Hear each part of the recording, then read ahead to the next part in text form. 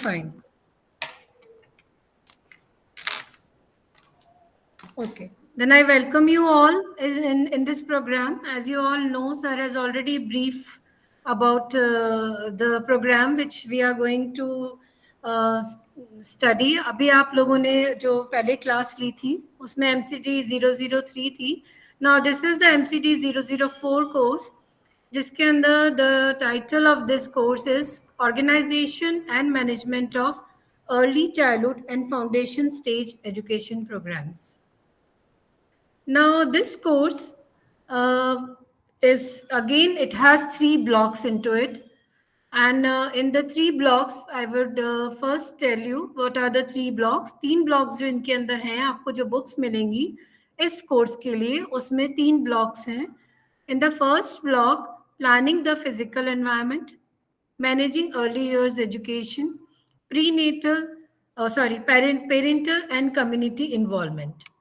So this course, the organization, basically आपको title से ही लग रहा होगा कि इसके अंदर आप पढ़ेंगे कि किस तरीके से हम अर्ली चाइल्डहुड ईयर्स और फाउंडेशन स्टेज एजुकेशन की जो हम बात कर रहे हैं उनमें किस तरीके से हम क्लासरूम, स्कूल का हमें ऑर्गेनाइजेशन करना चाहिए, कैसे हमें उन्हें मैनेज करना चाहिए और किस तरह के हमें प्लानिंग करना चाहिए, not only into the structure but also how we can involve, कि किस तरीके से हम पेरेंट्स और जो कम्युनिटी का इन्वॉल्वमेंट है उनको हम कर सकें. क्योंकि हम जानते हैं कि कोई भी एजुकेशन सिस्टम, चाहे वो specially the early childhood years के अंदर, अगर उसके अंदर हम पेरेंट्स का इन्वॉल्वमेंट नहीं करेंगे तो हम जो बच्चों को सिखाना चाह रहे हैं वो हम पूरी तरह से उसमें हम कामयाब नहीं होंगे जब तक हम पेरेंट्स का इन्वॉल्वमेंट नहीं लेंगे.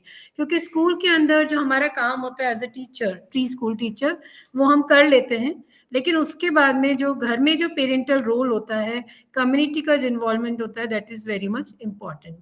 सो वी कैन से दैट कि एनवायरनमेंट, जैसे कि हम पहले भी बात कर चुके हैं, जो एनवायरनमेंट होता है अर्ली ईयर्स के अंदर क्लासरूम का specially, it speaks a lot about volumes to the children. Because हम देखते हैं जब कब हम ये बड़े भी हो जाते हैं, I think I would like to share the screen, sir, so that it becomes easy for the student. Yes, ma'am. It would be better, ma'am. Yes. I will try to share the screen. Definitely, ma'am. Yeah.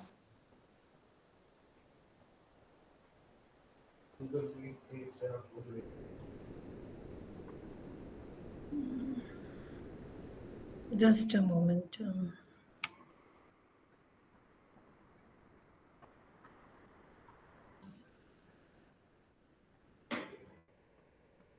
I'm trying, but present now.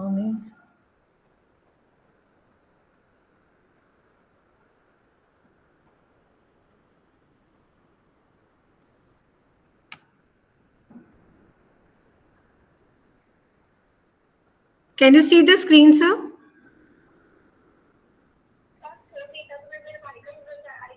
Yes, ma'am. It is visible, ma'am. Sure. Thank you. Okay, so मैं आपसे बात कर रही थी क्योंकि इस course के अंदर हम एनवायरनमेंट की बात कर रहे हैं, क्योंकि हम ये ऑलरेडी देख चुके हैं कि एनवायरनमेंट जो है हमारा अर्ली ईयर्स का बहुत इंपॉर्टेंट होता है. एनवायरनमेंट का जो इम्पैक्ट हम पे होता है वो लॉन्ग टर्म होता है. हम चाहे उसको बात करें एनवायरनमेंट में तो फिजिकल है, interpersonal and temporal environment. So if we talk about the physical environment में आप बात करेंगे कि स्कूल के अंदर आपकी जो स्पेस है वो इंडोर स्पेस है, आउटडोर स्पेस है, उसमें किस तरह का अरेंजमेंट है. हम अरेंजमेंट में बात कर सकते हैं किस तरह के इक्विपमेंट्स, किस तरह के मटेरियल, किस तरह के आपके इंडोर गेम्स या क्लासरूम अरेंजमेंट है, वो हम इसके अंदर देखते हैं. So environment is not a single term, it is a holistic term which includes physical, interpersonal and temporal. So interpersonal environment में हम बात करते हैं इंटरैक्शन. आज हम क्लास में जा रहे हैं, बट अगर टीचर और चिल्ड्रन के बीच में इंटरैक्शन हेल्दी नहीं होगा तो वो बच्चों में हम ट्रांसफर नहीं कर पाएंगे. So during the day time the interaction between the teacher and the student and about उनके रूटीन, हमने आज डेली क्या किया स्टाफ के साथ, पेरेंट्स के साथ. So interaction between the parent and the child and their parents is very important. फिर हम टेम्पोरल एनवायरनमेंट की बात करते हैं, उसके अंदर हम कहते हैं कि व्हाट आर द टाइमिंग्स, क्या हम एक, क्योंकि स्कूल के अंदर एक रूटीन होना बहुत ज़रूरी है. So what kind of timings are there for the play activities, या डेली की जो एक्टिविटीज़ हम स्कूल में कराते हैं उनका एक टाइम शेड्यूल होना. सो एक कंड्यूसिव लर्निंग स्पेस और एक अच्छा इन्वायरमेंट, एक अच्छा ऑर्गेनाइजेशन को इफेक्टिवली रन करने के लिए हमें एक अच्छा इन्वायरमेंट, एक एजुकेशनल मैनेजमेंट की ज़रूरत है. नाउ इन दिस, नाउ जैसे मैं आपको बता रही थी, इस ऑर्गेनाइजेशन एंड मैनेजमेंट के अंदर जो ब्लॉक 1 है, in this you will talk about the physical environment. Just I have explain you how कि फिजिकल एनवायरनमेंट में हम किन किन चीज़ों की बात कर रहे हैं. Now this is the first unit in the block 1, organising the physical environment. Physical environment में हम बात करते हैं, सबसे इंपॉर्टेंट होती है स्पेस की. ना स्पेस जो है एक इम्पॉर्टेंट पार्ट है कि जिसके अंदर हम चाइल्ड्स की लर्निंग को, या चाइल्ड्स के अंदर जो उनका बिहेवियर है या उनका कॉग्निटिव लर्निंग है, वो हम इन्फ्लुएंस कर सकते हैं through the proper planning of the space. So space, you can से it influences there learning, their behaviour. और स्पेस जो है, एक प्रॉपर स्पेस होने से टीचर का बिहेवियर भी इफेक्टिव होता है, and that helps them to teach in a proper way. So first of all, the space is very important. Then we will talk about this in a brief about it later, but I was just explaining you कि block पे क्या क्या है. इसके अलावा आपका next आता है लोकेशन. हम देखते हैं कि कोई भी ईसी सेंटर के लिए एक इफेक्टिव लोकेशन होना बहुत ज़रूरी है. देन आप स्पेस को किस तरीके से, what are the principles to be followed while making और while planning the space arrangement. Then बच्चों के स्कूल के अंदर हमें सेफ्टी, लाइटिंग, टेम्परेचर, इन सब का ध्यान रखना ज़रूरी है. Then space arrangement in the pre school. अब आपने देखा होगा, मुझे अभी पता नहीं है आप में से कितने लोग प्री स्कूल के अंदर काम करते हैं, लेकिन प्री स्कूल के अंदर बहुत सारे एक्टिविटी एरियाज बनाए जाते हैं. ना एक्टिविटी एरियाज होते हैं जैसे कि बच्चों के लिए doll play area, sleep area, feeding area, and then the clay play area. So various areas are planned according to the number of students, according to the size of the school, according to the size of the classroom. Then next important thing in this is the furniture and the equipment which we will have in the classroom. Then किसी भी pre school को start करने से पहले it is important that we should also have a blueprint of the school, because if you have a proper planning in your blueprint, you will be able to execute it in a better way. Then there are various facilities which also we have to provide in the school. Now this I have already explained कि environment में हम किन किन की बात करेंगे, physical, interpersonal and temporal environment. Then space की हम बात कर रहे थे कि importance of organizing space क्या कहते हैं. Any one of you can explain what you understand by the space? आप में से कोई बताना चाहेगा? स्पेस में, गुड मॉर्निंग मैम. मैं तृप्ति कुमारी. स्पेस में अगर हम लोग देखें तो क्लासरूम का स्पेस, स्कूल का स्पेस इतना होना चाहिए कि इसमें बच्चों के लिए parking area, playground area and mud play के लिए भी जो जगह हो, सारे डिफरेंशिएट किए हुए हो, एंड बच्चों को पता हो वहाँ के पे इस तरह से डेकोरेट किया हो कि बच्चों को पता चल जाए कि हाँ ये हमारा ये एरिया है. एंड क्लासरूम में इतना एरिया हो कि बच्चे कंफर्टेबल एक जगह से दूसरी जगह इजीली घूम सके, क्योंकि ये बच्चे 2 to 8 ईयर के बच्चे इतने छोटे होते हैं कि वो एक जगह बैठना नहीं चाहते हैं. एग्जैक्टली. अगर मैं बात करूं हायर एजुकेशन की, तो हायर एजुकेशन के बच्चों को पढ़ाना बहुत आसान है, लेकिन प्री स्कूल के बच्चों को पढ़ाना इतना आसान नहीं है, क्योंकि उनको एक जगह बैठाना is a very big deal.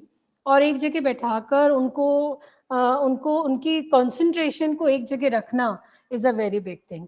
सो उन्हीं चीज़ों को ध्यान में रखते हुए हमें प्री स्कूल के अंदर स्पेस को प्रॉपरली तरीके से प्लान एंड ऑर्गेनाइज करना पड़ता है, सो दैट हम बच्चों का डेवलपमेंट सारे डोमेन्स में कर सकें. डोमेन्स आपको पता है कौन कौन से होते हैं, क्योंकि जब कभी भी आप प्री स्कूल प्लानिंग करेंगे या तो डोमेन्स में हम कहते हैं physical, motor, cognitive, social, emotional, ये सारे एस्पेक्ट्स का डेवलपमेंट एक प्री स्कूल के अंदर होना चाहिए.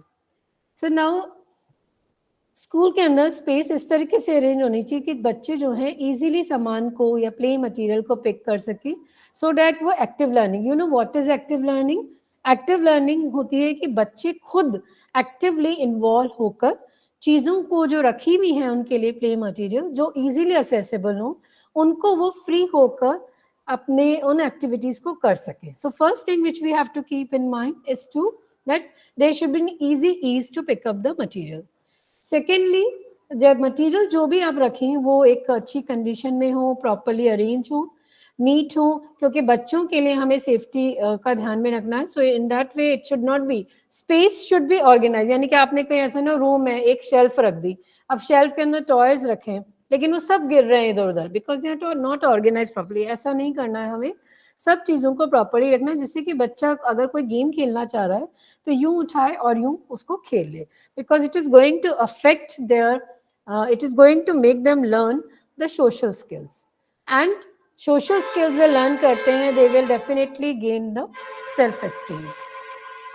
Now there are clear when there are clear indication for the storage of material, children learn you know to become responsible for putting, because अगर हम देखते हैं, हम खुद भी देखते हैं, एक रूम में अगर चीज़ें जगह पे रखी हैं तो हम जब लेते हैं तो हम कोशिश करते हैं वहीं रखें, क्योंकि हमें लग रहा है कि रूम नीट एंड क्लीन है. तो केवल स्पेस का, इस स्पेस का प्लानिंग है कि लर्निंग को जो है हम more influential, more encouraging, more exploratory हमें करना है स्पेस मैनेजमेंट के थ्रू. नेक्स्ट है, हम space influences the children's behaviour.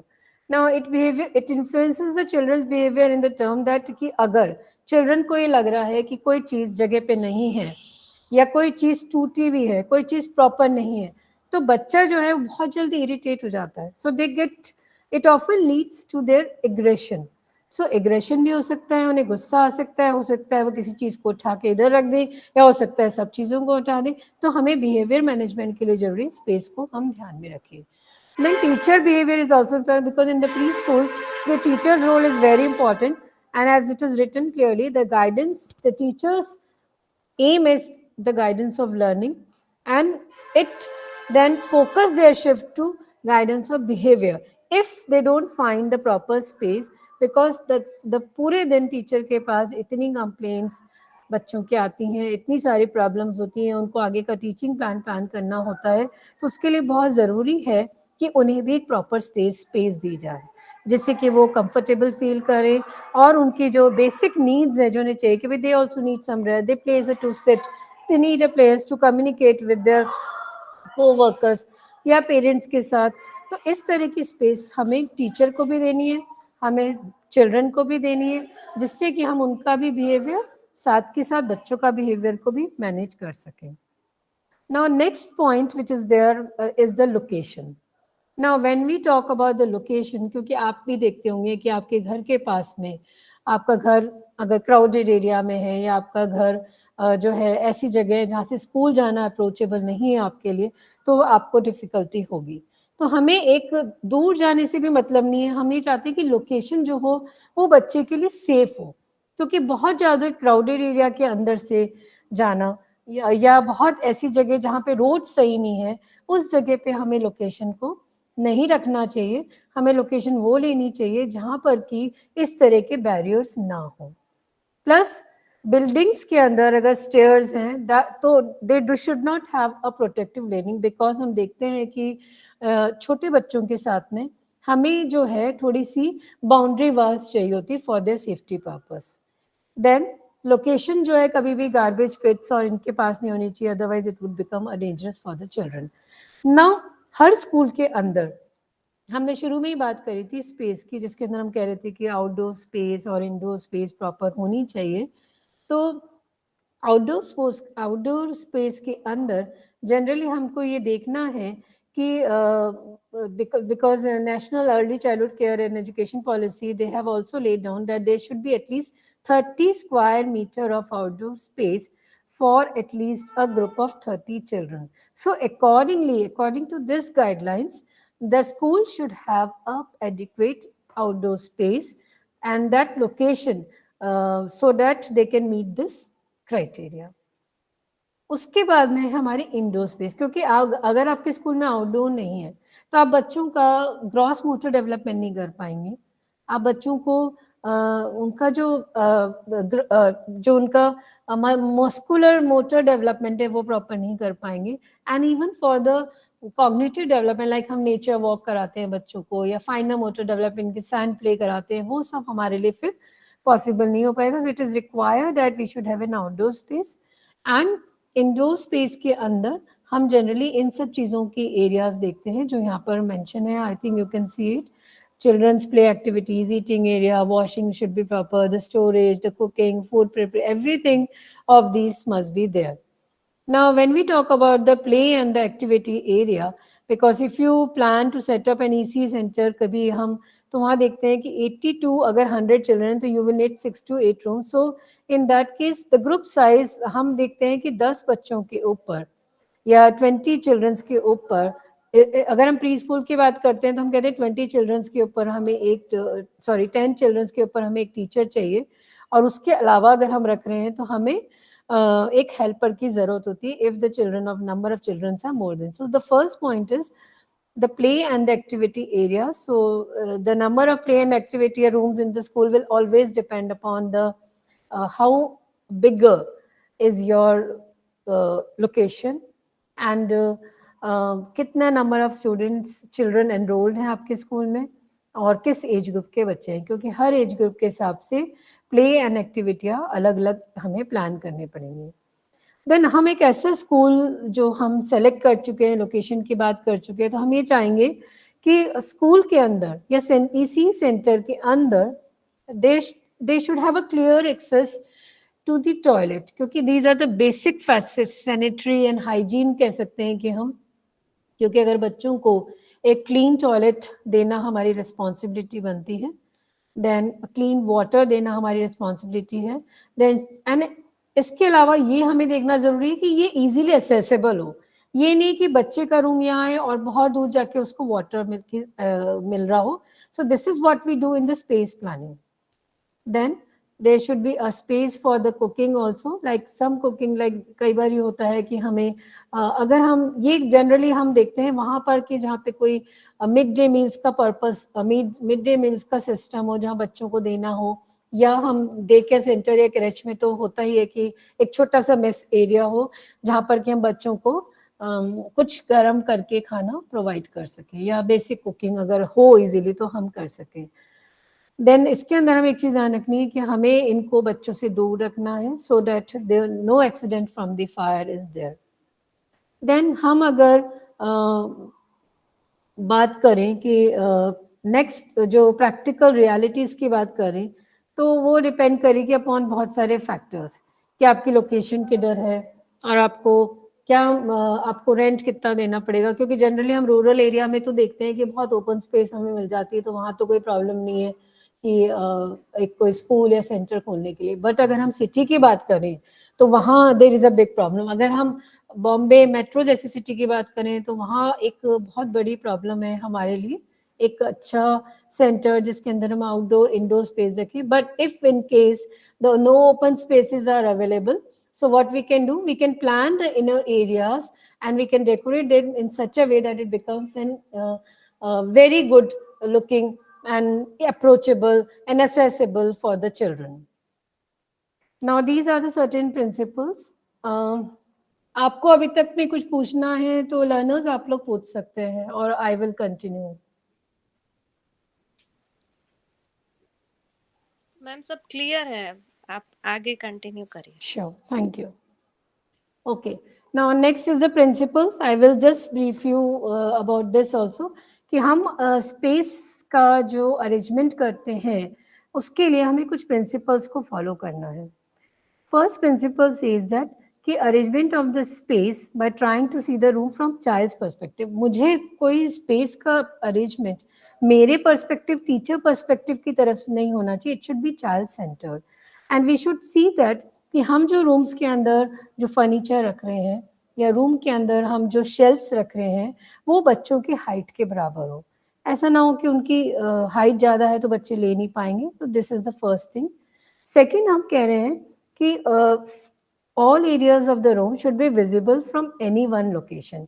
उससे क्या होगा कि टीचर जो है वो बैठे बैठे सब बच्चों की एक्टिविटी जो रूम के अंदर हो रही है उसको इजीली वो देख सकेगी, जिससे कि किसी भी बच्चे को किसी भी तरह का अगर कोई मतलब हमें लगता है क्लास स्कूल में किसी तरह का कोई एक्सीडेंट इंसिडेंट होने का डर हो तो वो ना होए और इजीली टीचर बच्चे के पास पहुंच सके in case of anything.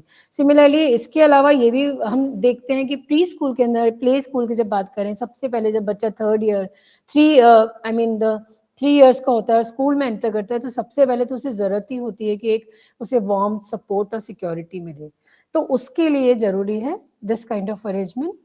Next है चिल्ड्रन की एज और developmental level for planning the space is very important, because हमें वही फर्नीचर, वही हमें रूम अरेंजमेंट या वही हमें टॉयज रखने हैं जो बच्चों के डेवलपमेंटल लेवल को मैच करें। आप हर किसी के लिए सेम तरीके की चीज़ों को नहीं रख सकते। कहीं पता चला 3 ईयर का बच्चा है, आप उसके लिए 4 ईयर की एक्टिविटी रख रहे हैं, या 4 ईयर का बच्चा उसके लिए 6 ईयर के रख रहे हैं, then that is not developmentally appropriate material. You have to see the age and their level of learning, कि उसको क्या आता है क्या नहीं आता है, plus we have to make it very simple and clearly defined. Next है principle 4 which says that the learning environment जो है it should be according to the, मतलब आप हम क्योंकि हम we belong to a country where जहाँ पे डिफरेंट कल्चर के लोग हैं, डिफरेंट रिलीजन के लोग हैं, so we have to think about all this things कि हम उनको ध्यान में रखें। देन चिल्ड्रन को प्लानिंग में और उनको setting up the indoor space में हम इन्हें इन्वॉल्व करें, जिससे कि उन्हें लगेगा कि हाँ ये मेरी जगह है और वो अपना इंटरेस्ट शो करेंगे। Next principle say that it should be all the learning environment should be arrange such that कि बच्चों को किसी तरह का स्ट्रेस ना हो, जो हम पहले ही बात कर चुके हैं कि हर चीज़ प्रॉपरली अरेंज रहे, जिससे कि बच्चा आराम से जाए, सामान को ले, खेले और वो उसको उस जगह रखे, क्योंकि हम नहीं चाहते कि किसी भी तरीके से बच्चे को किसी तरह का स्ट्रेस हो और वो इजीली एक्टिविटीज़ को एट ईज कर सके। देन एनवायरनमेंट जो है, next principle say that it should be what is expected from the children, क्योंकि हमको जो है, हम यही कहते हैं कि हर अप्रोच जो हम प्री स्कूल या फाउंडेशन स्केल के लिए यूज करते हैं वो हमेशा होनी चाहिए child centred, it should not B teacher centred. तो हमारी रिस्पॉन्सिबिलिटी है कि हम वो एक्टिविटीज़ प्लान करें, वो चीज़ें रखें जिससे कि बच्चों को हम फॉस्टर कर सकें उनका all holistic development. Then again, indoor space should be comfortable. Then self-worth of the school should be, children should be built and enhanced by the children. Like बच्चों की क्लासरूम के अंदर आप देख सकते हैं कि हम बच्चों के फोटोग्राफ्स, उनका जो वर्क वो करते हैं वो हम डिस्प्ले करें, उनके पेरेंट्स की कभी कभी हम फोटोज लगा दें, जिससे कि उन्हें लगे कि हाँ, क्योंकि हम सेल्फ की जो लर्निंग है बच्चे को इसी एज में सिखाते हैं। हमने पढ़ा मतलब अगर आप पढ़ेंगे आगे तो हम देखते हैं कि बच्चों का जो ईगो सेंट्रिक थिंकिंग होता है पियाजे के हिसाब से, वो इसी स्टेज में होता है, and we have to make them learn of self कि हाँ दिस इज, मेरा नाम ये है, ये मेरा बैग है, ये मेरा टॉय है, इस तरह का जो सेंस है वो हमें उन्हें देना है। Then again, similarly, the other principle also said there should be no crowdedness, एक ease movement होना चाहिए जिससे कि बच्चे activity areas और में easily move कर सके। Then the space arrangement in the center must not be seen to be sector. Now it should be, हम जो भी फर्नीचर, जो भी हम क्लासरूम में फर्नीचर रख रहे हैं या जो भी हम अरेंजमेंट कर रहे हैं, it should not B fix, it should be flexible. जैसे कि क्योंकि कई बार क्या होता है कि हमको क्लासरूम के अंदर भी कुछ चेंजेस करने पड़ते हैं कि नहीं आज हम ये करेंगे तो इस चीज़ों को, so it should not B fix, it should be flexible enough so that हम बार बार में उसको चेंज कर सकें, बिकॉज जिससे कि बच्चों को भी एक अपॉर्चुनिटी मिलती है कुछ नया एनवायरनमेंट देखने की। Otherwise the same thing, same room, same activity, the children will get broke. So there is a need of rotation of doing the things, rotation of furniture को बार बार चेंज करते रहें, उनकी जगह बदल दें, कभी हम शेल्फ उधर कर दें, इस तरह का अरेंजमेंट हम करते हैं। दैन इसमें मैं आपको ज़्यादा, because we all know that safety, lighting and temperature, these all are very important, क्योंकि हमें हर चीज़ की सेफ्टी देखनी है अगर हम EC सेंटर बना रहे हैं। तो ये सबसे पहला तो प्लग पॉइंट्स ओपन नहीं होना है, इलेक्ट्रिसिटी के किसी भी तरह के शॉर्ट सर्किट से हमें बच्चों को बचाना है। फिर हमें देखना है, हम पहले ही बात कर चुके हैं कि शेल्स, विंडो सबकी हाइट बच्चों के लेवल की होनी चाहिए। कोई भी शार्प एजेस, कॉर्नर्स हम प्रोजेक्शंस ना रखें जिससे बच्चे को कोई हार्म पहुंच जाए।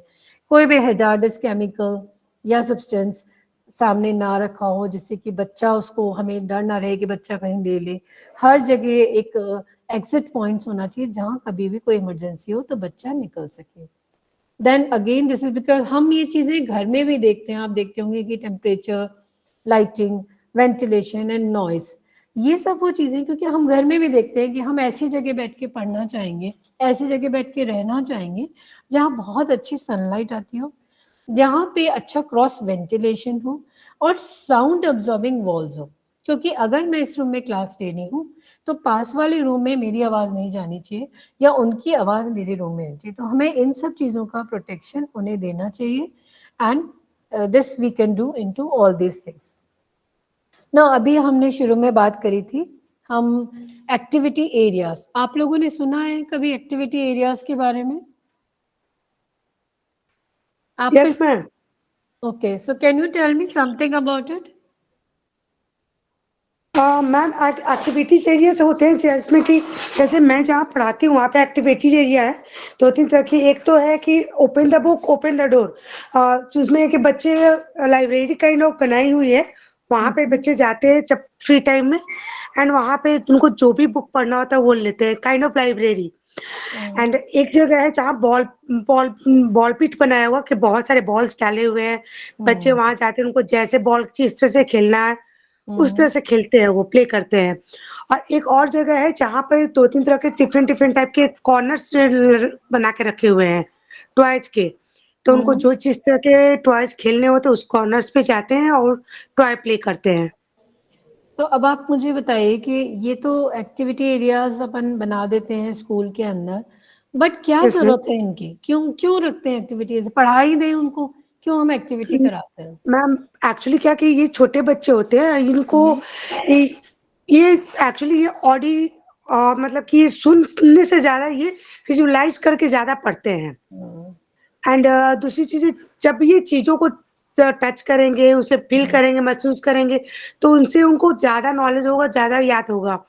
एंड उनका gross motor, palm motor skill भी उनका डेवलप होगा। बिल्कुल नहीं, और इससे ज़्यादा ज़रूरी क्योंकि हम ये जानते हैं कि जो ये एज होती है, it is an age of creativity, it's a age of learning. So जितनी ज़्यादा आप उनको अपॉर्चुनिटीज़ देंगे ना एक्सप्लोरेशन की, मैनिपुलेशन की, उतनी ज़्यादा उनकी लर्निंग होएगी। तो हमें उनकी लर्निंग को क्योंकि they learn the things very fast and their mind are so creative that we need to give them opportunities of doing the things. क्योंकि हम क्रिएटिविटी में देख रहे हैं art, drawing, painting, making something out of it. आप उन्हें कोई paper दे दीजिए, उससे वो कुछ क्रिएटिविटी करेंगे। कुछ बच्चे ड्राइंग बहुत अच्छी करते हैं जो हमें दिखता नहीं है, because these are these are, हम इनको एक थेरेपी भी कह सकते हैं। So these are the areas, जैसे हम लोगों के लिए भी होता है कि these are basically the a therapy, जिसके थ्रू जो चाइल्ड है whatever is in their mind they express it through the art, through painting, drawing, whatever they do. Just a moment. Okay. Now here they say the activity area is just a physical area in the room that contains materials and equipments for a set of related activities. Okay. तो एक area हम एक ही area नहीं होता है. There are some different areas which you can make in the school where the children can freely can do something whatever they want to do. आप वहाँ सामान रख दीजिए उनके लिए और वो उससे सामान से उन्हें फ्री प्ले का एक टाइम दे दीजिए, या आप उन्हें गाइडेड एक्टिविटी करा सकते हैं जिससे कि बच्चे वहाँ पर कुछ अपना टाइम स्पेंड करके they learn something out of it.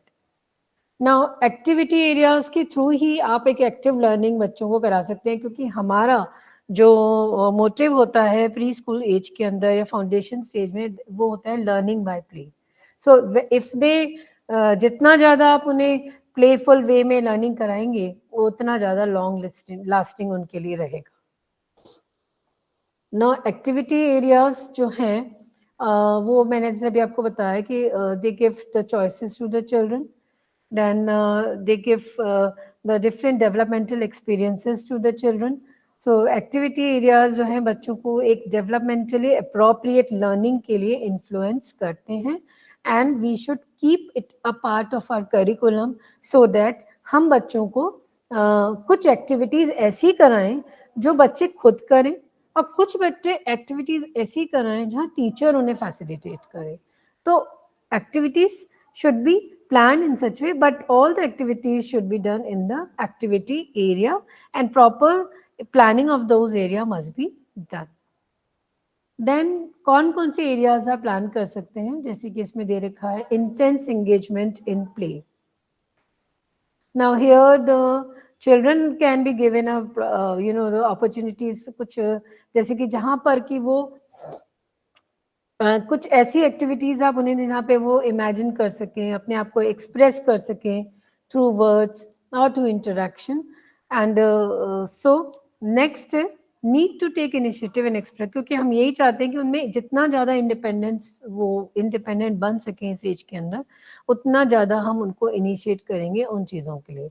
सो हम उन्हें ऐसी एक्टिविटीज़ दें जहाँ पर कि वो अपने आप को एक्सप्रेस कर सकें through creativity to do something, और हम उन्हें कुछ एक्टिविटी बस सामान रख दें और कह दें कि अब आप बनाइए इससे जो बनाना है, जिससे कि वो इनिशिएट ले सकें और बता सकें how they can create, how much creative they are. Then preschool abilities, mastery over the motor abilities के अंदर आप कुछ आउटडोर गेम्स स्पेस वहाँ पे आप अपॉर्चुनिटीज बच्चों को दे सकते हैं, जिससे कि वो ग्रॉस मोटर अपनी एक्टिविटीज हैं उसको वो कर सकें, and they can develop themselves like running, jumping, hopping, इस तरह की exercises you can plan. Then long कुछ एक्टिविटीज हमें एक एरिया ऐसा प्लान करना पड़ेगा जहाँ पर कि वो एक अपना लंबे समय तक या थोड़े समय तक जो भी है वो अपना एक अटेंशन स्पैन उन्हीं एक्टिविटी के लिए रख सकें.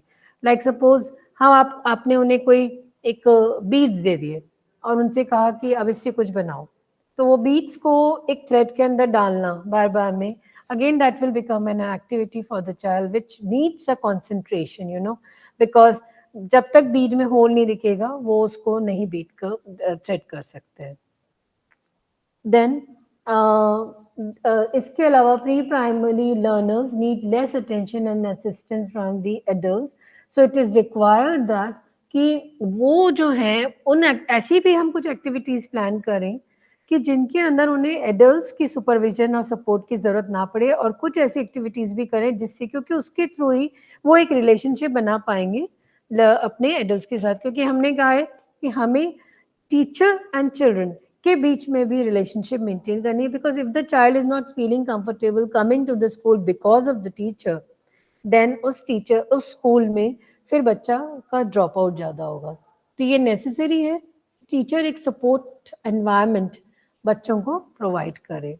देन उनका इंटरेस्ट डेवलप करें हम थ्रू सम कोलैबोरेटिव एक्टिविटीज.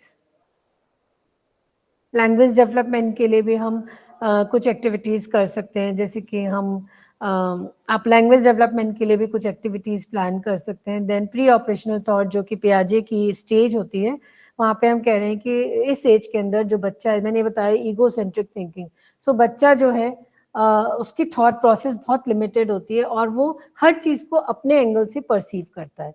वो बस कह देगा ना ये है तो ये है, उसमें उसका कोई लॉजिक नहीं होता, क्योंकि इस एज में वो डेवलप ही नहीं कर पाता है.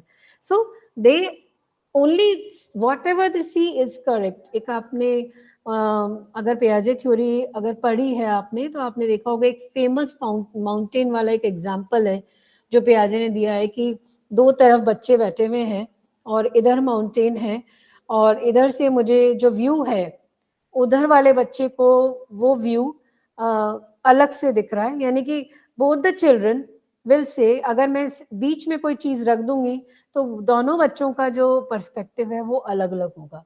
तो यहाँ पे कह रहे हैं कि बच्चा केवल वो बोलता है जो उसे दिख रहा है, और वो जो और चीजें साइड में है या कुछ इधर उधर है वो can not focus and will not tell you कि what is there. Then there is a need of physical release of emotions, जिसके लिए भी हम कुछ एक्टिविटी एरियाज प्लान कर सकते हैं। लाइक कि आप कुछ हमारे साथ भी होता है, जैसे कभी हम बहुत गुस्से में होते हैं या बहुत परेशान होते हैं, तो हमारी एनर्जी को कहीं निकालना होता है। So that energy can be done through music, can dance और थ्रू सम पंचिंग बैग्स। तो अगर इस तरह की कोई चीज़ें हम बच्चों को दें तो कहीं ना कहीं वो उन चीज़ों को भी यहाँ पे यूज़ कर सकते हैं। Then these are the some activity areas which you can plan in your school. I'm not reading it, you can just see it. Sand, water and the other areas. Then activity areas जो हैं, ये जितने भी आपने देखे, जैसे अब water area या sand area की मैं बात करूँ, तो हमें एरिया को जो है वो इस तरीके से ध्यान में रखते हुए बनाना है कि वहाँ पर जो भी मटेरियल है, जो भी स्पेस है, वो सेफ हो और उनके एज अप्रोप्रिएट मटेरियल हो। It should B neat and clean, it should be properly placed and जैसे कि अब मैं बात कर रही हूँ अपन सैंड एरिया की, तो यहाँ पे यही एग्जांपल दिया हुआ है कि सैंड एरिया तो यानी कि there should be a sand, there should be some pebbles, there should be some leaves, there should be some flowers, so that while playing with the sand उनको ये भी एक्सपीरियंस होए कि वहाँ पे क्या क्या चीज़ें हमें ऐसी जगह मिलती हैं, तो वो सब चीज़ें उससे रिलेटेड हम उस जगह को प्लान करें। Now this you can C activity centres में मैं एक ही बता रही हूँ बस आपको। अगर सैंड एरिया है, जैसे sand pit, small size paper, plastic bag, stones, pebbles of different sizes, then small jugs, buckets, यही चीज़ें हम जनरली सैंड एरिया के अंदर रख दें और एक एरिया बना के छोड़ दें। अब जब बच्चों को हम इस तरीके को एक्टिविटी प्लान कर रहे हैं, तो we can just ask them to go there and play for some time over there. So these are the different activities which you can plan. Now अब यहाँ पे एक नेक्स्ट क्वेश्चन आता है कि हम कितनी एक्टिविटीज रखें और एक्टिविटीज का जो साइज एरिया है वो कितना हो। Again it depends upon the school, क्योंकि हमारी सब चीज़ें जो हैं हमारे इंफ्रास्ट्रक्चर पे आ जाती हैं कि मेरे पास कितना बड़ा एरिया है, उस एरिया के हिसाब से मेरे पास रिसोर्सेज कितने हैं, उसके हिसाब से मैक्सिमम मैं बच्चों को क्या क्या चीज़ें प्रोवाइड कर सकती हूँ, उसके लिए हमें वर्क स्पेस मैनेजमेंट करना पड़ता है। Now here they say that it is a thumb rule to provide 1/3 more workspaces than the number of children in the group. तो फॉर एग्जाम्पल अगर 20 प्राइमरी लर्नर्स हैं एक ग्रुप में and you want all of them to be engage in the activity centre, तो at least हमें 20 into 1/3 space working चाहिए। तो it means that if this much area is there to construct और to keep it aside for the activity, then आप देखिए कि आपके space के अंदर आप कितने एक्टिविटी एरियाज जनरेट कर सकते हैं, बट मिनिमम रिक्वायरमेंट इतनी है एक एक्टिविटी एरिया के लिए। Okay. Then next is the furniture and the equipments which we can have in the pre-primary school. आप इसमें कोई अपना सजेशन दे पाएंगे कि किस तरह का हमें रखना चाहिए equipment or furnitures? Anyone of you?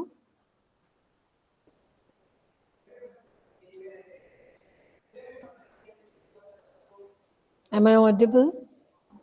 Yes, ma'am. Yes, ma'am. It should be on a size of children, like उसकी height तक आना चाहिए, so that it will be accessible by the children.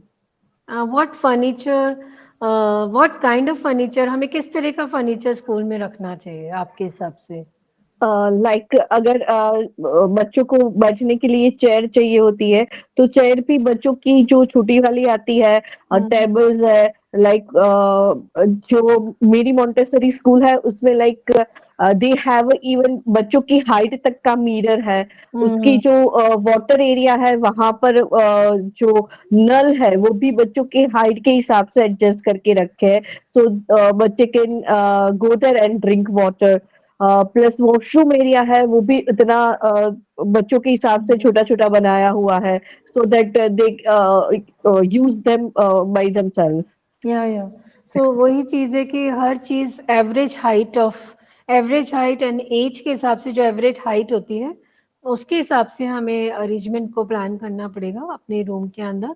Furniture भी कंफर्टेबल हो, light weight हो और जिस पे इजीली बच्चा बैठ सके, and if possible it should B washable also, so that किसी भी तरह की अगर कुछ उसमें डर्ट हो या कुछ गंदगी उस पे हो तो हम उसको वॉश करके साफ कर सके। एंड ज़्यादा से ज़्यादा हमें जो है ये ध्यान रखना है कि even the boards in the classroom, but जो इलेक्ट्रिक स्विचेस होते हैं उनकी हमें स्विचेस ऊपर रखने पड़ेंगे सो दैट बच्चा जो है उनको टच ना कर सके, and they should not be keep open, like जो प्लग वाले सॉकेट्स हैं वो ओपन नहीं रहने चाहिए, then because of the danger of child putting up the finger into it. Then next है आपका floor plan. Now identify, now there are certain steps which we need while setting up the room. Floor plan से हमारा मतलब है कि हम एक जैसे कि नहीं होते एक प्रिंट सा बना लें जिसके अंदर हम ये बताएं कि हाँ ये मेरा एंट्रेंस है, ये मेरी क्लासरूम है, ये मेरा ये एक्टिविटी एरिया है, ये मेरा ये एक्टिविटी यहाँ से एक्सेसिबल ऐसा है, क्योंकि if it is feasible, if it is workable on the paper, then only we can do it, we can go for it, right? तो इसके लिए हमें जो है कुछ चीज़ें ध्यान में रखनी होती हैं, जैसे कि सबसे पहले है कि एक्टिविटी एरिया की लोकेशन कैसी हो।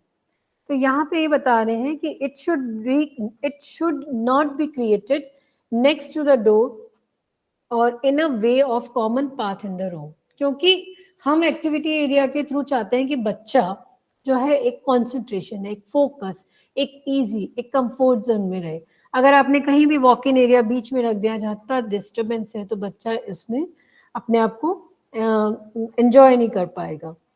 Then water management is required, अगर एक्टिविटी किस तरह की हो, अगर उस तरह की एक्टिविटी है तो वाटर पास में अवेलेबल होना चाहिए। Then art area should be near the window from where, because आपको लिखने का या ड्राइंग का काम है, लिखने का तो नहीं है, ड्राइंग का काम है, तो proper light ventilation should be there should be a quietness in the area and some जो है कुछ हमें ऐसी चीज़ें भी वहाँ रखनी चाहिए जो मैनिपुलेटिव हो, कुछ नई चीज़ें आप वहाँ रख दें जिससे कि बच्चा खुद अपने माइंड को या एक्सप्लोर करके जो है कुछ नया क्रिएट कर सके। जैसे कि कुछ स्कूल्स के अंदर हम देखते हैं ड्रामेटिक प्ले एरिया भी होता है या बर्थडे एरिया भी वो बनाते हैं जहाँ पर कि बच्चे बर्थडे सेलिब्रेशंस करते हैं and then the properly decoration is being done, और वहाँ पे बच्चों को ये फील आता है कि हाँ मेरी बर्थडे आएगी तो मुझे वहाँ पे लेके जाया जाएगा, क्योंकि हम स्कूल में देखते हैं कि छोटी छोटी चीजें जो हैं that creates a kind of you can say attraction for coming to the school. हम स्कूल में मतलब आप लोग भी करते होंगे कि कोई बच्चे ने एक बहुत अच्छी ड्राइंग करी तो हम उसके स्टार बना देते हैं, हम उसके कोई बलून बना देते हैं, और जिसके नहीं बनता उस बच्चे को लगता है मेरे नहीं बना, तो वो नेक्स्ट टाइम शायद कोशिश करता है कि मैं भी बनाऊं। और हमारा भी मोटिव यही होता है कि हम बच्चों को एनकरेज करें, मोटिवेट करें, जिससे कि वो इन सब चीज़ों में पार्ट करें। Then demarcating activity areas, because हमें ये बहुत ज़रूरी है कि हम अलग अलग एक्टिविटी एरियाज को अलग अलग सेपरेट करके रखें। Then activity corner should be appealing, this is very important thing. Like suppose एक एरिया में आपने डॉल एरिया बना दिया, this is my doll area. अब उस डॉल एरिया में अगर आपने बस ले जाके सामान रख दिया कि भाई आ जाओ और खेल लो, तो बच्चा नहीं जाएगा उसके अंदर। हमें ये ध्यान रखना है कि it should be very creative and it should be very beautifully placed, and उसके अंदर जो भी सामान है वो अकॉर्डिंगली रखा गया हो। तो अब एक्टिविटी जैसे कि फॉर एग्जाम्पल मैंने आपको बताया जैसे बर्थडे वाला है, सपोज मैंने बच्चों को आज अपन उसकी बर्थडे यहाँ सेलिब्रेट करेंगे, इट्स अ बर्थडे एरिया, तो वहाँ बलून्स रख दीजिए, वहाँ फ्रिल रख दीजिए, जो बच्चे खुद उसमें इन्वॉल्व हैं उस एरिया को डेकोरेट करें and they feel a proud of it कि हाँ हमने ये एरिया डेकोरेट करा है और हम इसका बर्थडे सेलिब्रेट कर रहे हैं। So these are the things which we can keep in mind. फिर उसके next step 4 is identify the area for the whole group activities. Now अगर आप फ्लोर सिटिंग रख रहे हैं, नेचुरली तो वो है कि हम बच्चों को सिटिंग अरेंजमेंट जो है या तो सेमी सर्कल रखते हैं या सर्कल रखते हैं, जिससे कि हम ये चाहते हैं कि हर बच्चा एक दूसरे को देखे, और हर टीचर जो है वो सब बच्चों को देख सके, यानी कि there should be an eye contact with each child in the classroom. Then some centers use a large low table with a mat around its four sides for floor sitting. All children are accommodated on the night. It is up to the school की छोटा है बड़ा है किस तरह का centre है और किस तरह की उसको, क्योंकि जनरली हम राउंड टेबल अरेंजमेंट रखते हैं बच्चों के लिए या सेमी सर्कल रखते हैं तो उसमें सब एक दूसरे को देख पाते हैं. Okay, now here you can see the arrangement of the space in the room where there is an adequate space. यहाँ पे आप देख सकते हैं कि अलग अलग एरिया फ्लोर पे मतलब इट्स अ ब्लूप्रिंट जो बनाया गया है और एक्चुअली में अगर हम देखें तो हम इसको फिर इम्प्लीमेंट करेंगे तो ये कैसा लगेगा उस तरीके से हमें यहाँ पे देखना है. इन्होंने स्पेस का बता रखा है वेरियस एक्टिविटी सेंटर्स. यहाँ पे जैसे यहाँ देखिए आप म्यूजिक एंड मूवमेंट एरिया दे रखा है. Here they have created the art area. Here art है तो सिंक दे दिया है यहाँ पर. फिर आप देख रहे हैं यहाँ पे एक सिंपल से एग्जांपल में दे रही हूँ, जैसे आप यहाँ पे ये रोल प्ले एरिया जैसे हमने बनाया एक स्कूल के अंदर, तो यहाँ पे आप देखिए क्या क्या दे रखा है. डॉल्स दे रखी हैं, बेड्स दे रखी हैं, यहाँ ड्रेसिंग करने के लिए रूम है, क्योंकि रोल प्ले में आप कोई ड्रामेटिक रोल प्ले ही करेंगे, जैसे कि कोई फादर बन रहा है, कोई मदर बन रहा है, इस तरह की चीज़ें, तो यहाँ पे इन्होंने प्लेस करके ऐसे बना रखा है. So this kind of space management is required before planning anything for the children. Now creating activity areas into the small spaces.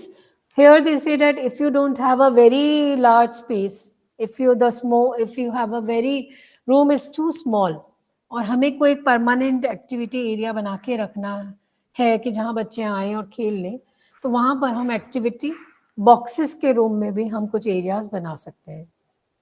जैसे कि सपोज मैंने कोई एक होता है ना किचन किट रख दिया, उसके अंदर सारे किचन से रिलेटेड आइटम्स हम रख देते. बच्चों के आप देखे होंगे बहुत टॉयज मिलते हैं इस तरह के बाजार में, तो इस तरह से भी आप एक्टिविटी एरियाज क्रिएट कर सकते हैं जहां आपको प्रॉब्लम हो स्पेस की. Okay, now this is very important कि डिस्प्ले इन द क्लासरूम. अब हम ये सारी बातें कर रहे हैं कि हम किस तरह से फिजिकल एनवायरनमेंट को ऑर्गेनाइज कर रहे हैं.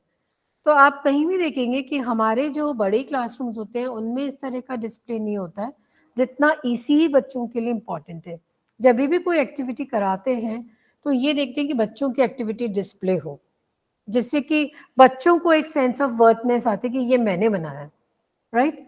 तो इस तरह का हम एक डिस्प्ले एरिया रखें क्लासरूम के अंदर, जो जहाँ पे बच्चों, और वो चेंज भी होता रहता है as per the themes, as per the activities, as per the season, as per the festivals. हम उसको टाइम टू टाइम चेंज करते रहते हैं, बट ये ध्यान रखना है कि वो कभी भी बहुत टाइम से सेम ना हो, because this is the only place where you can attract the children in your classroom. उनको ये दिखना चाहिए अरे ये तो मेरा है, ये मैंने कल बनाया था, अरे ये मेरी वो चीज़ है, ये मैंने उस दिन बनाई थी. So this kind of feeling should be there and it represents the pleasing feeling and attractiveness and a good environment, a healthy environment in the classroom. Here you can see this picture. यहाँ पे आप देखिए ये सारे बच्चों का children work है जो उन्होंने किया है. So we can easily display it on the notice or on the display board.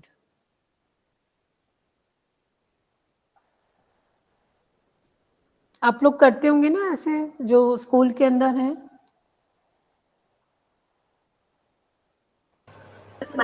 Yes, ma'am.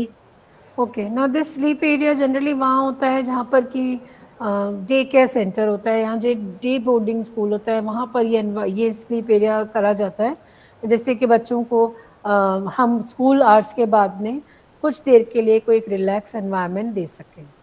Now ये this is about the toilet facilities जो हम ऑलरेडी ऊपर बात कर चुके हैं. It should be airy, attractive and large enough to serve the several children at a time. Indian toilet seats मतलब आप अकॉर्डिंगली इसके अंदर रखते हैं कि प्रॉपर सोप रहे, वहाँ पर वाटर का फ्लो रहे, एक टिश्यू रहे. These basic things must be there. Wash basin की हाइट बच्चों की हाइट के बराबर होनी चाहिए. सो ऑल बेसिक चीज़ें, क्योंकि हम बच्चों को एक बेसिक कॉन्सेप्ट सिखाते हैं ना डेली हैंड वॉश करने का, तो वो सब चीज़ें before the food, after the food, ये सब चीज़ें, टॉयलेट जा रहे हैं आने के बाद या जाने से पहले, मतलब what ever the basic things हम जो उनमें डेवलप करना चाहते हैं हैबिट, तो उसके लिए हमें उन्हें फैसिलिटीज़ देनी पड़ेगी। Now this is about the, ये कुकिंग फैसिलिटीज़ जो हैं, कई बार हम स्कूल के अंदर भी जो है ना बच्चों को एक ग्रुप एक्टिविटीज़ कराते हैं, पर जनरली जो डे केयर सेंटर्स है वहाँ पर ज़्यादातर कुकिंग की चांस मतलब वो रहता है कि वहाँ बच्चों को हम इन्वॉल्व कर सकते हैं। जैसे कि सपोज मैंने एक आज ग्रुप एक्टिविटी कराई है कि सब बच्चों को एक एक घर से फ्रूट लेकर आना है and we will make a fruit salad. So by that way आप उनको सिखा रहे हैं कि ये मेरा एप्पल है, वो कहेगा ये मेरा बनाना है। फर्स्ट ऑफ ऑल वो पहले तो अपना ही फ्रूट सीख लेगा कि हाँ भाई मेरा ये फ्रूट है, and that gives a feeling of belongingness to them. So these things we can do in with the help of, if we have some cooking facilities in the school. Then storage के लिए we can say there should be a proper refrigerator or some system must be there where the food जो है वो खराब ना हो और हम उसको सेव करके रख सकें. Okay, so this is about all this. Now, this is very important, developmentally appropriate physical environment for the infants. Okay. And any one of you just explain me the meaning of developmentally appropriateness?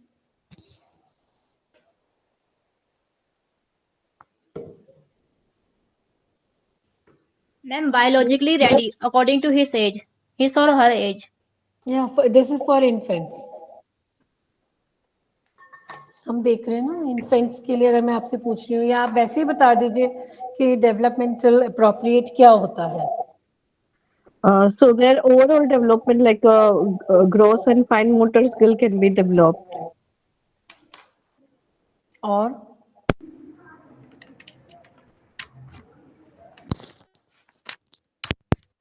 Hello,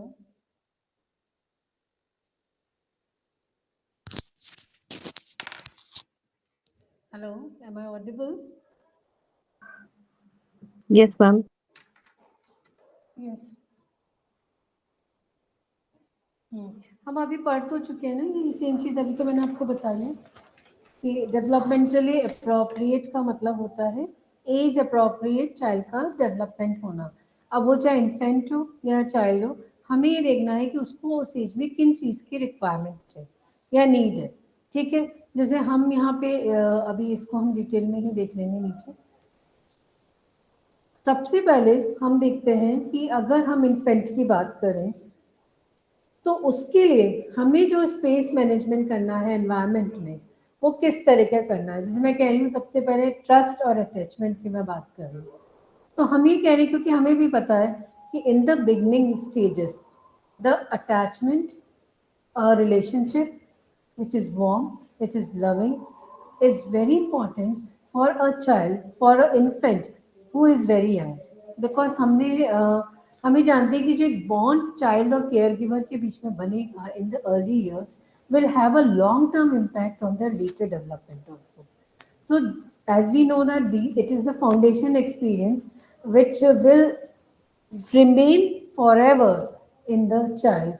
so accordingly हम ही चाहते हैं कि हम physical setting की जब हम बात करें, ऐसी स्पेस क्रिएट करें बच्चों के लिए जहाँ हम 1-to-1 एक नर्चरिंग एनवायरनमेंट उनको दे सकें.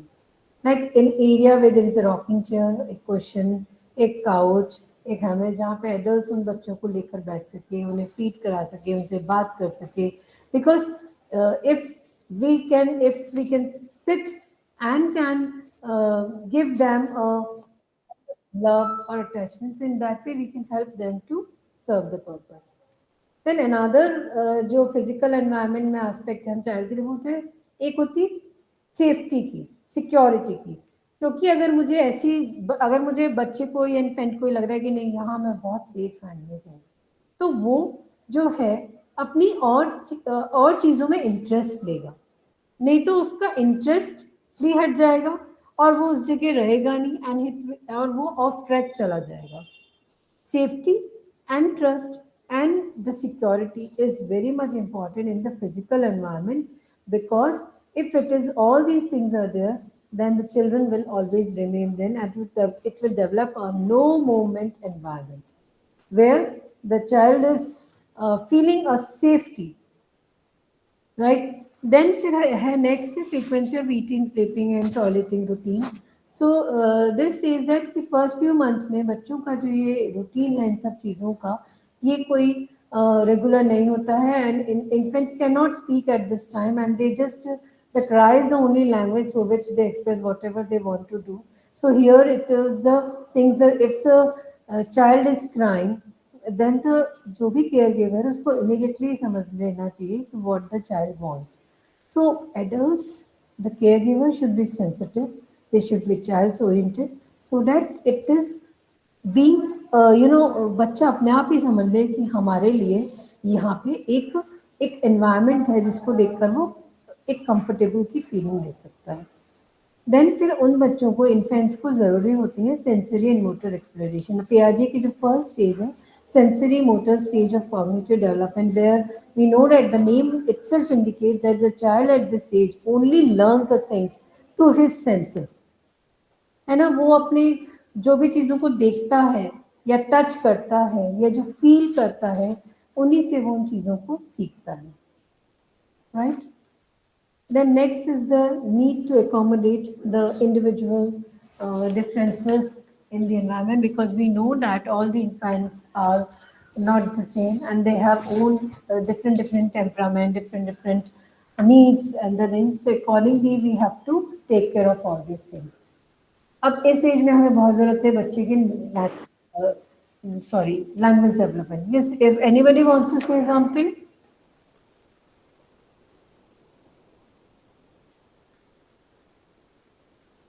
ओके. नाउ अगर हम ये चाहते हैं कि बच्चे के अंदर लैंग्वेज डेवलपमेंट हो, तो हमें उनको पिक्चर बुक्स, टॉयज या पिक्चर्स के बारे में बात करना, या उनको हम स्टोरी सुनाएं जो कि बच्चों के इंटरेस्ट की हो, तो वो रिटेन वो कर पाएंगे उन चीज़ों को, राइट. तो इन चीज़ों पे हमें इस तरह के चीज़ों पे हमें फोकस करना है. Then indoor space requirement for the infants.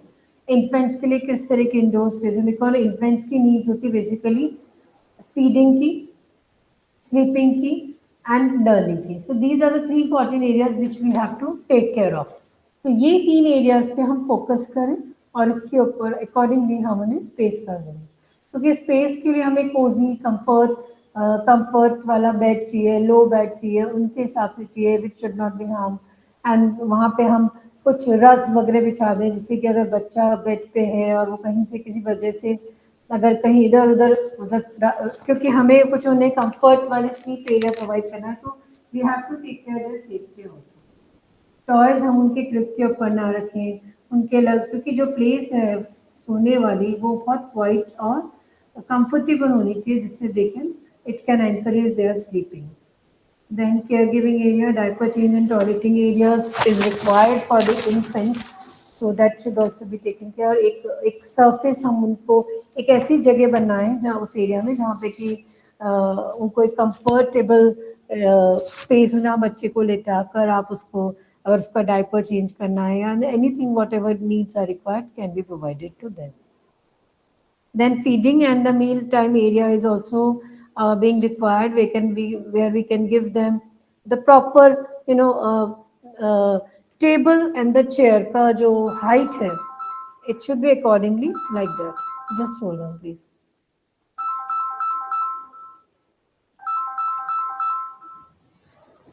Hello. Yes sir.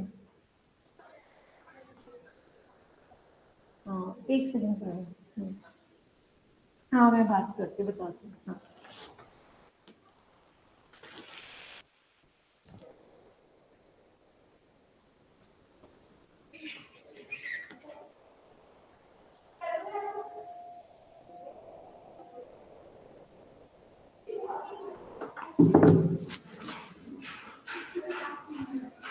Okay.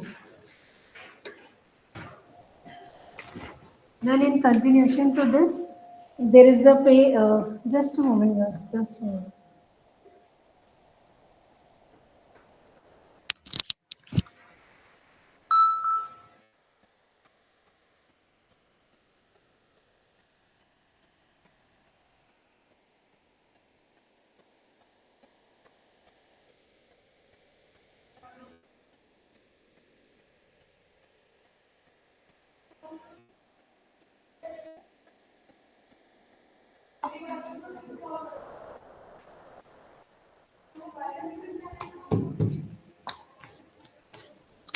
Yes. ये I think it's again a repetition, but हाँ, हम अगर इन्फेंट की बात करें तो हमें उनके एंगल से हेल्थ एंड सेफ्टी को देखना है.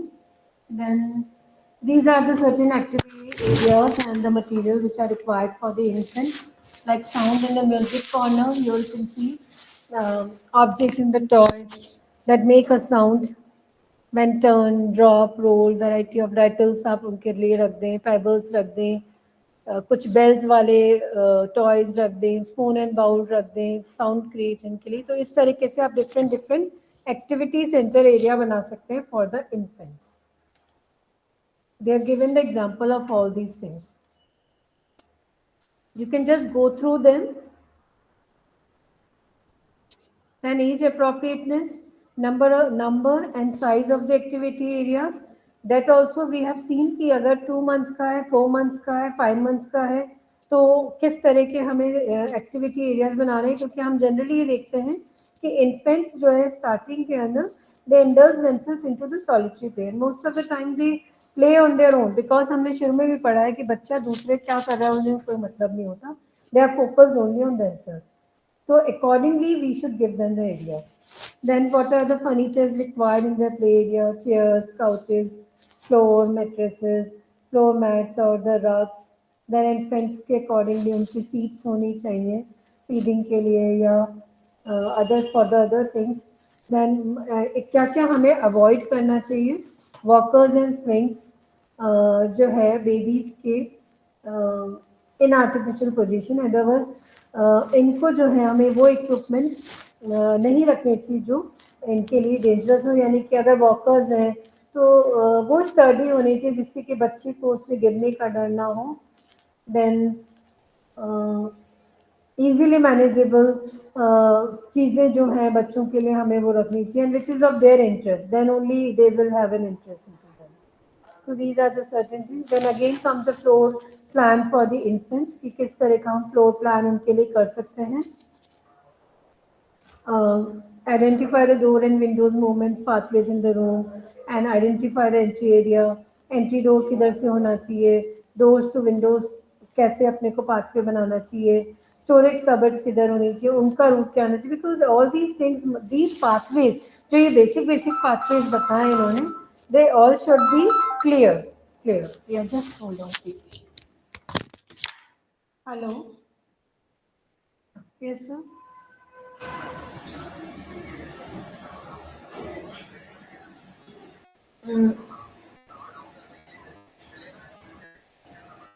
सर आप ही कर लीजिए अरेंज.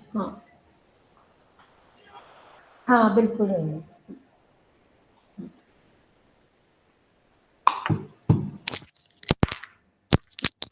यस, तो ये बेसिक जो पाथवेज हैं क्योंकि इन्फेंट्स के लिए हमें क्लियर रखने हैं जिससे कि उनको किसी तरह का इंटरप्शन ना हो, वो हर्ट ना हो सके.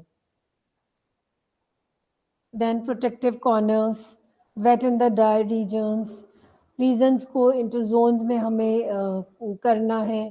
then active zone into play and the activity areas, like different जो areas हैं, it should be appropriate for the child in a protective way or sitting area, like all these should be there. ये आप यहाँ पे देख सकते हैं एक रूम अरेंजमेंट जो जिस तरह का दिखेगा, एक एग्जाम्पल सा दिया हुआ है कि किस तरीके से आप इस एरिया को प्लान कर सकते हैं.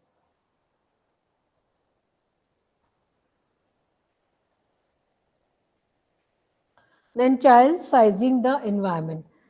Now we know that कि हर स्टेज के अंदर चाइल्ड के डेवलपमेंट में हमें चाइल्ड की स्केलिंग करनी पड़ती है. बिकॉज हर एज के अंदर या हर स्टेज की अगर हम बात करें तो बच्चे की जो रिक्वायरमेंट है और एबिलिटीज़ हैं या नीड्स हैं वो सब चेंज होती जाती हैं.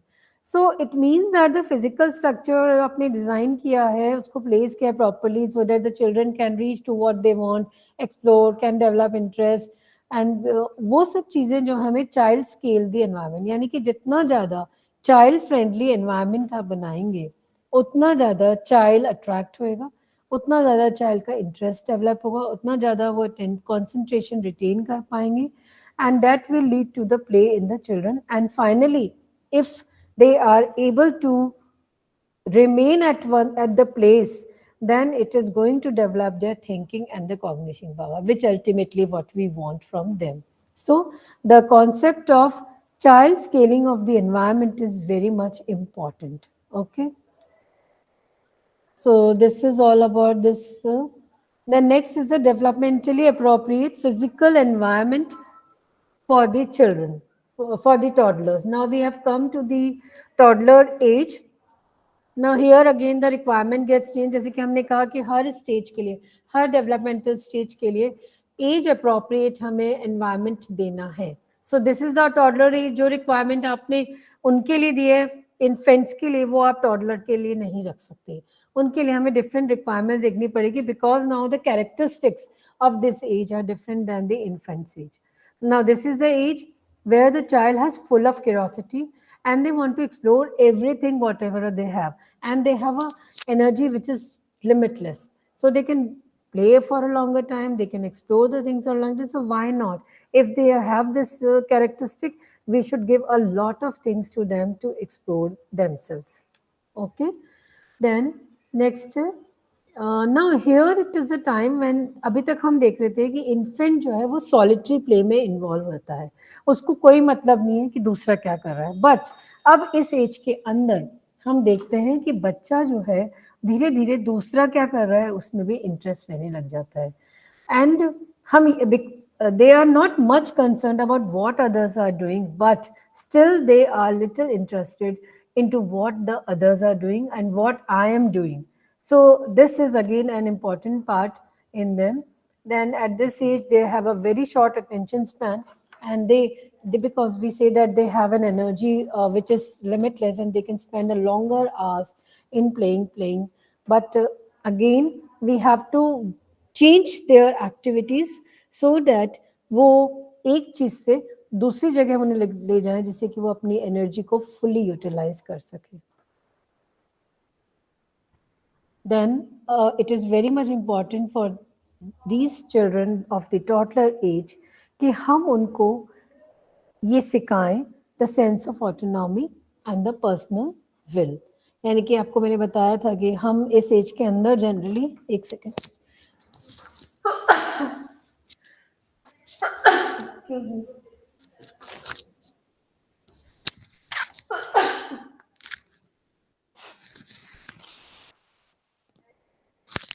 हाँ, मैंने आपको शुरू में ही बताया था कि इस एज के अंदर बच्चे जो है हर चीज को आई से रिप्रेजेंट करते हैं, and we have to do that also, that the child develops a sense of autonomy, that he should have a sense of self, that my name is this is my bag, this is my things. And the teacher also initiate all these things into the children so that they can learn the concept of self concept का जो development है, self worthiness का जो concept है, we have to develop at this age.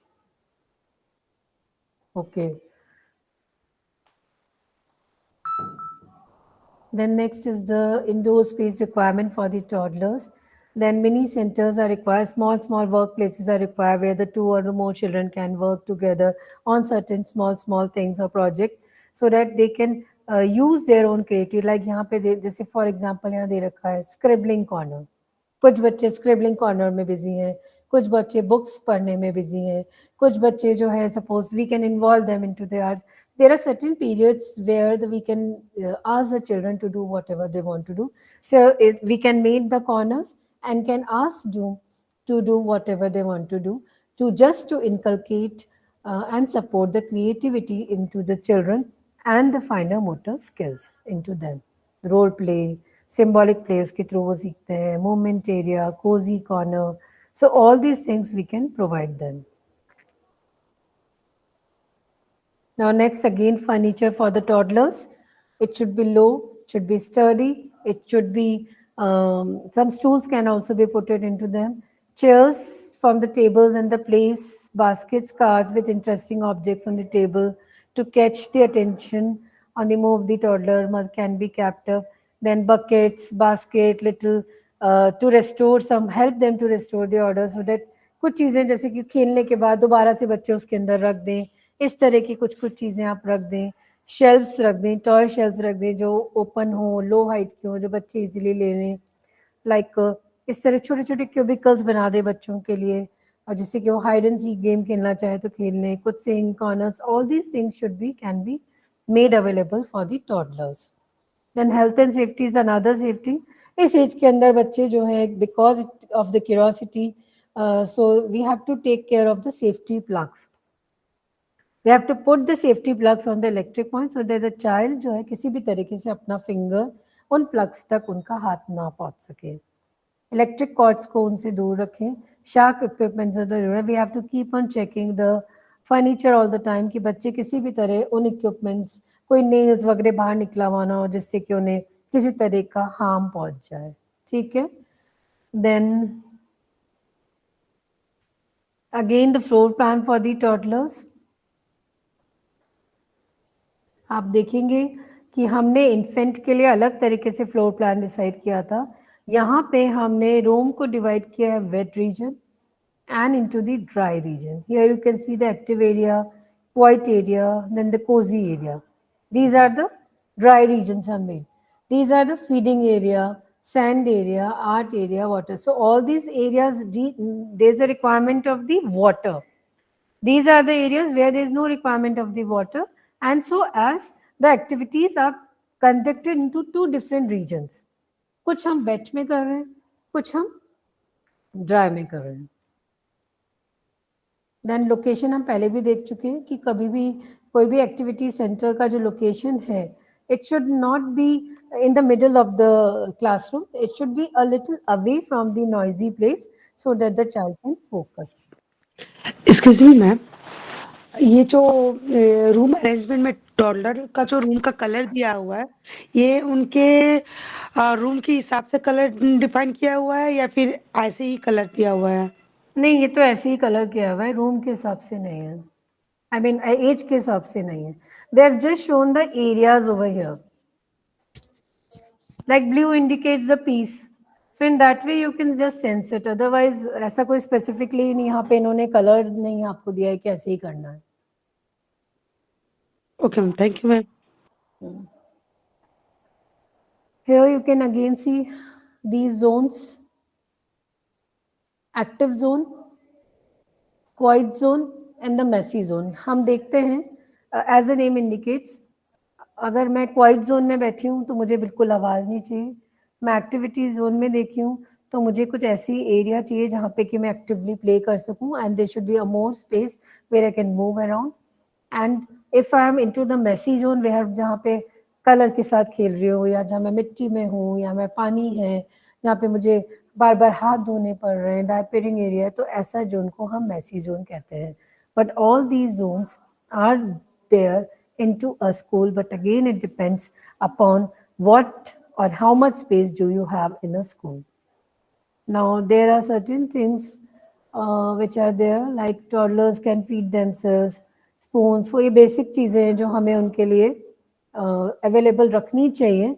Like bibs हैं, washable floors, क्योंकि floor पे बच्चे खाते खाते बहुत चीज़ें गिरा देते हैं, तो हमें इस तरह की फ्लोरिंग करनी चाहिए जहाँ इजीली हम उसे धो सकें, नीट एंड क्लीन रख सकें. Then dressing area and the toileting area should also be well organised. So again, basically, these are all the same things which we studied about the infants. There is a lot of change between the infant, क्योंकि infant को चाहिए more comfort, more attachment, safety and security. और जो toddler age है, उनको चाहिए a lot of exploratory area, lot of creative area, because they are very much curious at this age. Now, next is your learning areas for the early primary learners. Okay. Now here, now the nature of learning, अब जो organization हमें classroom का या space material जो हमें चाहिए for these children are different. Now अब generally क्या होता है कि हम देखते हैं कि children जो हैं वो क्योंकि हमने शुरू से कह रहे हैं कि learning by doing. So हम ये देखते हैं कि learning जो है कभी भी जो है वो एनवायरनमेंट से हम तभी कर पाते हैं जब एनवायरनमेंट जो है स्टिमुलेटिंग हो, एक्सप्लोरेटरी इन नेचर हो. तो हमें स्कूल के अंदर when we are dealing with the early primary grades, you should try to make the environment more facilitative for learning, because If it is not facilitative in nature, then there will be no learning from the children's side. So we have to keep the environment more healthy and more learner. Now, next thing which they have said is the children learn in a different way, because we know that कि हर बच्चे का individualistic characteristics होता है, और learning methods भी हम अलग अलग यूज कर सकते हैं बच्चों को कुछ चीज़ों लर्निंग कराने के लिए। जैसे कि अगर मैं कह रही हूँ कि कोई चीज़ एक समझाकर, कोई चीज़ करवाकर, या कोई चीज़ ग्रुप में करने से जो है किसी भी एक चीज़ का कॉन्सेप्ट ज़्यादा क्लियर होता है। तो हम किसी भी एक्टिविटीज़ को हम ग्रुप्स में भी कराएं, हम पेयर्स में भी कराएं, और हम उनको अपने आप भी करने का मौका दें। अगेन इट डिपेंड्स कि कौन से चाइल्ड को किस तरीके से हमें करना है। एक सेकेंड प्लीज। हेलो, हाँ सर, आप निधि मैम को एक बार बोल दो कि वो वहाँ पे, या आप कन्वे कर दो जरा, है ना, एक बार, है ना। हाँ, yes, okay. Now this is about the children. They learn, we can make them learn through different ways, so that एक चीज को हम एक ही तरीके से उन्हें ना कराएं, right? Then there are certain objectives of learning. Organizing the classroom space is to enhance children learning, so it is not to be disassociated from the larger learning objectives. Like for examples, अगर हमें बच्चों को कोई topic पढ़ाना है vehicles का 2-3 week के लिए, तो हमें ये इंश्योर करना पड़ेगा कि व्हीकल से रिलेटेड हमारे पास रिसोर्सेज या चीज़ें हों जिससे कि हम पूरे वीक उनको व्हीकल का कॉन्सेप्ट समझा सकें। क्योंकि देखिए इस एज के अंदर जो बच्चे हैं, हमको क्लासरूम अरेंजमेंट, सिटिंग अरेंजमेंट इस तरह का प्लान करना पड़ेगा कि हम हमारा जो लर्निंग आउटकम है उसको अचीव कर सके। सपोज मैंने एक टीचर ने प्लान करा कि नेक्स्ट मंथ दिवाली आ रही है, तो मुझे दिवाली का थीम रखना है, फेस्टिवल थीम रखना है Diwali. But if you have thought of, then you should have that resources also कि आप अपने एरिया में उस चीज़ को एग्जीक्यूट कर सकें। तो उसको आप कर पाएंगे तभी आप उसको, मतलब द प्लान, जो वॉट एवर प्लानिंग आप सोच रहे हैं वो प्रैक्टिकल अप्रोच होनी चाहिए। तो उसके लिए आप पहले से ऑर्डर करेंगे। हम स्कूल के अंदर ऐसा नहीं करते कि आज सोचा और कल मैंने कर लिया। अगर 1 महीने आगे मुझे कुछ करना है तो वो 1 महीने पहले सोचना पड़ता है, उसके रिगार्डिंग हमें ऑर्डर करना है, उसके अकॉर्डिंग मुझे स्पेस मैनेजमेंट देखना है, उसके अकॉर्डिंग मुझे चीज़ें बनानी है, उसके अलावा मुझे टीचिंग मटेरियल, एड, सारी चीज़ों की रिक्वायरमेंट है, तब जाके I will be able to conduct an activity after a month. So and that is the only way through which the child learns the concept, and that remains the lifelong for them. वही मैंने जो बताया कि resources एक important part है कि आपके पास क्या रिसोर्सेज अवेलेबल हैं, उन रिसोर्सेज को ध्यान में रखकर या किन रिसोर्सेज को आप ले सकते हैं उसके अकॉर्डिंगली अपना प्लानिंग करें।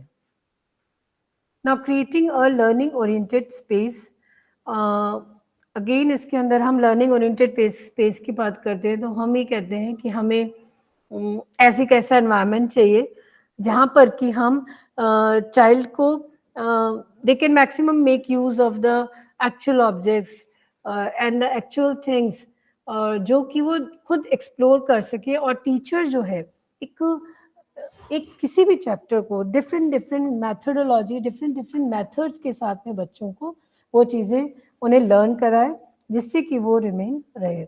Now sitting arrangement in the class can depend upon what kind of activity you are planning. If it's just a discussion, आप उनको सिटिंग अरेंजमेंट उनका सेमी सर्कल रख सकते हैं। अगर आप कोई स्टोरी टेलिंग कर रहे हैं तो भी आप सेमी सर्कल रख सकते हैं। अगर आप कोई गेम खिला रहे हैं तो आप एक सर्कुलर फॉर्म में कर सकते हैं। So sitting arrangement will change according to the what activity you are planning. This is a typical classroom arrangement you can see, जहाँ पे टीचर है और सारे स्टूडेंट्स लाइन में बैठे हुए हैं।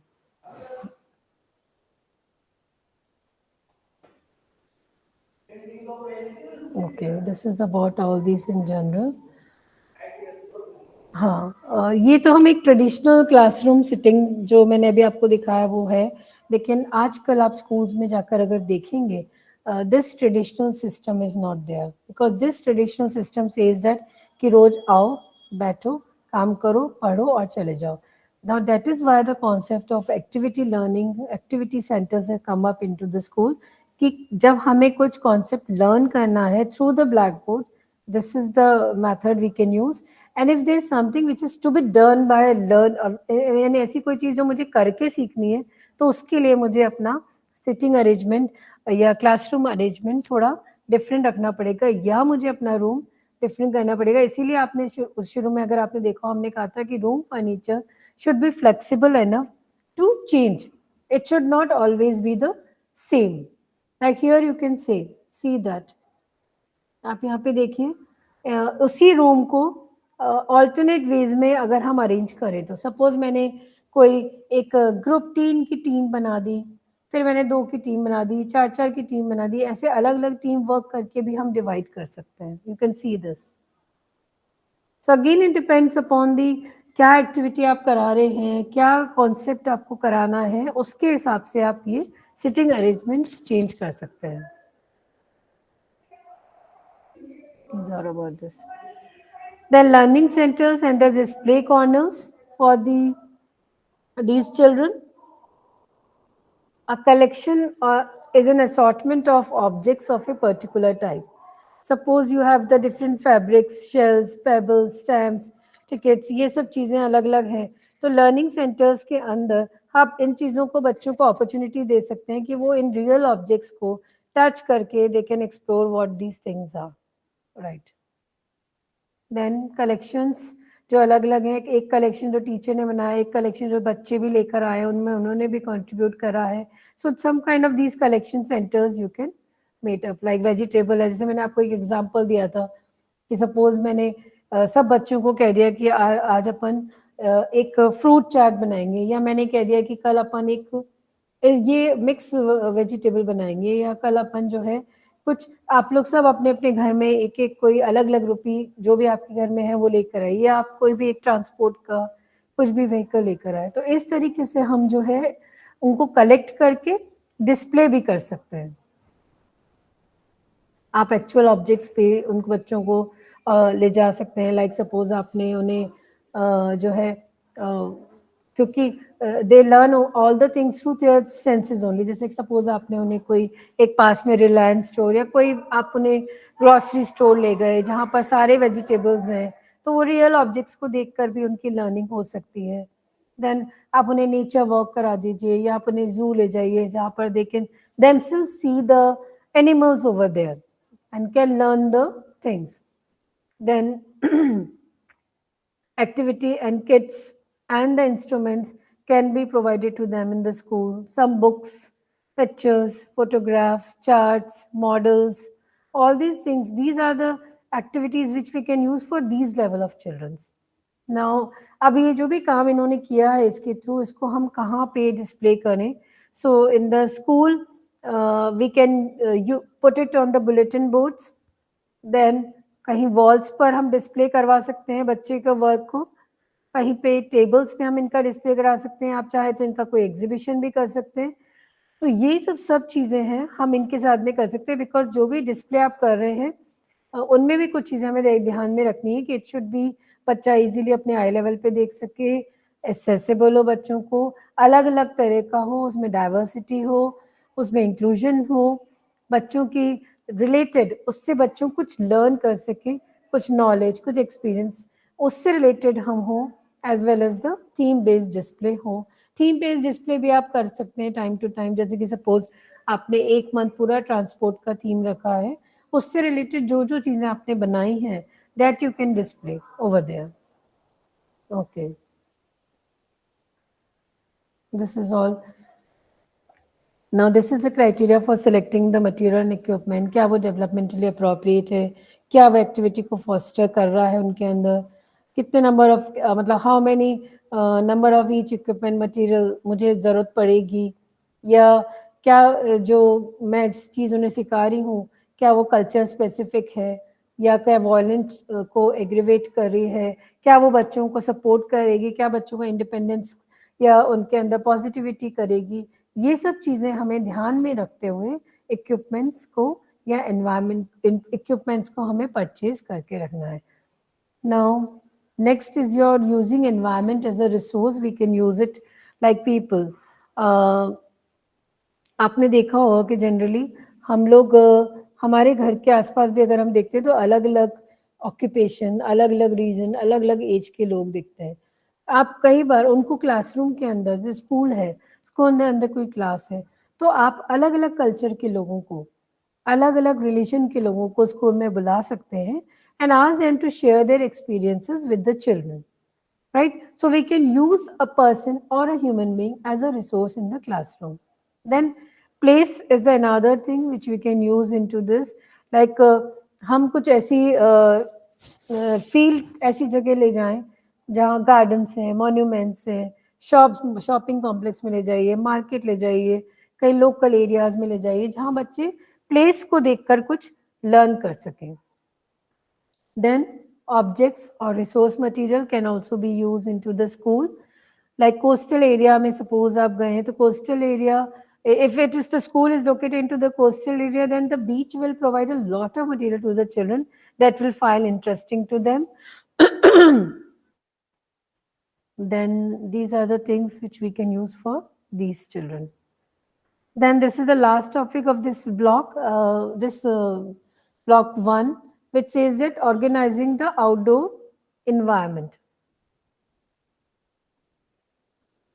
बेसिक आउटडोर की बात हम कर रहे हैं तो हम बात कर रहे हैं कि जो हमारा बेसिक फिजिकल स्ट्रक्चर है, यानी कि जो मेरे स्कूल की बाउंड्री है, वो इट शुड बी क्वाइट एक मिनिमम हाइट पे होनी चाहिए, जिससे कि इट शुड बी इजीली भी बच्चे वहाँ इजीली उसको क्रॉस करके ना जा सकें. It should be durable enough. It should be of appropriate height. Then next है procure and arrange equipments and material. Easily हम ऐसी जगह हमारा हो जहाँ हम easily उनको अवेल कर सकें, उन मटेरियल को हम easily इंस्टॉल करा सकें, उनको हम easily मतलब कम एफर्ट्स के साथ में उन्हें हम परचेज कर सकें या स्कूल में उन्हें ला सकें. Then culture of working together should be there rather than competitiveness in the school. Safety of the equipment is also very important. And nut bolts जो है वो सब properly fix होने चाहिए. Area को और equipment जो है वो properly maintain होने चाहिए time to time. Suppose कोई चीज़ अगर खराब हो गई है तो उसे time to time हम maintain भी करते रहें. Then here you can see these outdoor spaces for the physical activities in the school. Like ये सब हम देखते ही हैं हर स्कूल के अंदर ये चीज़ें. They used to keep all these activities areas in the school. Just hold on. Hello. Yes ma'am. हाँ.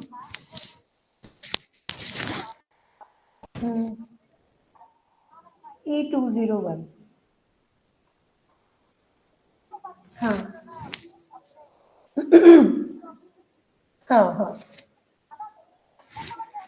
हाँ मैम, आप आशीष सर से कोऑर्डिनेट कर लीजिए please.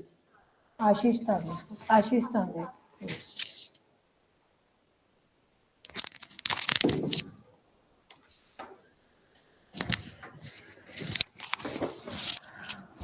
Okay, now these are the certain outdoor activities and the relevant material which is required for them. हाँ, like कुछ activities हैं जैसे जंपिंग, हॉपिंग, बैलेंसिंग, उनके लिए क्या क्या मटेरियल्स की रिक्वायरमेंट है. Here they have mention like climbing. Suppose हम अगर क्लाइंबिंग एक्टिविटी करा रहे हैं तो उससे रिलेटेड मुझे क्या क्या एक्टिविटीज़ चाहिए. क्रॉलिंग है तो उससे related. So all these things are outdoor space के रिगार्डिंग है. Then active play areas from the quiet play areas. Then a variety of playground surfaces. अलग अलग तरह की प्लेग्राउंड सरफेस हैं. कहीं पे हम हार्ड सरफेस रख सकते हैं, कहीं सॉफ्ट सरफेस रख सकते हैं, कहीं पे ग्रास रख सकते हैं. Then because as per the requirement of the activity, क्योंकि सपोज बच्चा अगर एक उसको साइकिल चलानी, ट्राईसाइकिल, तो उसके लिए हमें एक प्रॉपर सरफेस चाहिए. And if the child is playing in the हम स्पोर्ट वो खेल रहा है तो उसके लिए हमें अलग तरीके, सपोज सैंड डिगिंग कर रहा है तो उसके लिए अलग एरिया चाहिए. तो इस तरह से हमें डिफरेंट प्लेग्राउंड सरफेसेस को ध्यान में रखना है. देन कुछ शेडी प्लेसेस हमें बच्चों के लिए बनाने पड़ेंगे, because sometime you know when the child is playing outside and sudden एकदम से कोई बारिश आ जाए या कुछ आ जाए, तो उनको प्रोटेक्शन के लिए we need to keep a space for them.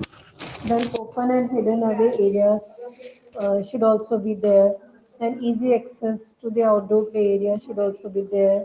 Space को अट्रैक्टिव बनाना, जैसे कि आउटसाइड एरिया है तो हम उसको कुछ उसकी लैंडस्केपिंग करा के, कुछ अच्छे कलरफुल फ्लावर्स के प्लांट लगा के, ट्रीज प्लांटेशन करके, कुछ अच्छे एरोमा वाले हम कुछ प्लांट्स लगा सकते हैं, जिससे कि एक अच्छा एक अट्रैक्टिव फीलिंग भी आए and a good feel is there in the environment. Then first aid kit is very much required in the school because of the children. If किसी भी बच्चे को अगर किसी तरह का कुछ हो तो हम उसको सेफ्टी प्रोवाइड कर सकते हैं. Yes. Then this is the evaluating the ECE center and the early primary classroom. How we can evaluate. First of all, what do you understand by the term, evaluation? हम evaluation की बात करते हैं या centre की या school की, कि क्या वो चिल्ड्रन के लिए अप्रोप्रिएट है कि नहीं है. तो उसमें बहुत सारी चीज़ें होती है जो हमें ध्यान में रखना पड़ता है कि क्या वो प्लेस जो है अप्रोप्रिएट है बच्चे के डेवलपमेंट के लिए, क्या वो प्लेस अप्रोप्रिएट है बच्चे की होलिस्टिक डेवलपमेंट के लिए, क्या वो जो स्पेस है, क्या जो उसका करिकुलम है, प्ले मटेरियल है, क्या ये सब हम बच्चे के ओवरऑल डेवलपमेंट के लिए क्या हम उसे अप्रोप्रिएट समझते हैं. So all these aspects are to be kept in mind while doing these things. Then these are the caregiver and the teacher educators ratio. Here you can see the staff teacher relationship. These are the different relationships which we maintain in the school, and if we see that these all should be appropriate, तभी हम एक school के अंदर ये कह सकते हैं कि हाँ जो चाइल्ड है वो रेगुलरली, अगर कोई ऐसी कोई कंप्लेन आ रही है कि सपोज टीचर स्टाफ के अंदर स्टूडेंट एंड द चाइल्ड के अंदर कोई प्रॉब्लम है, या teacher is not experience, the teacher is not train, teacher is not a pleasing personality. So all these things should be evaluated on the regular basis, so that if there is anything कुछ अगर देखा जाता है तो उसको हम उसी time पे हम रेक्टिफाई करें. देन हमें करिकुलम को भी इवेल्युएट करना जरूरी है रेगुलरली, क्योंकि हमें ये देखना होगा कि करिकुलम जो है वो हमारे लॉन्ग टर्म और शॉर्ट टर्म गोल्स को अचीव कर पा रहा है नहीं कर पा रहा है. फिर हम long term short term goals के बेस पे वीकली शेड्यूल बनाते हैं, तो हमें ये भी देखना पड़ेगा कि जो आप शेड्यूल बना रहे हो उसमें जो एक्टिविटीज़ प्लान कर रहे हो क्या वो आपके ऑब्जेक्टिव्स को अचीव कर रहे हैं.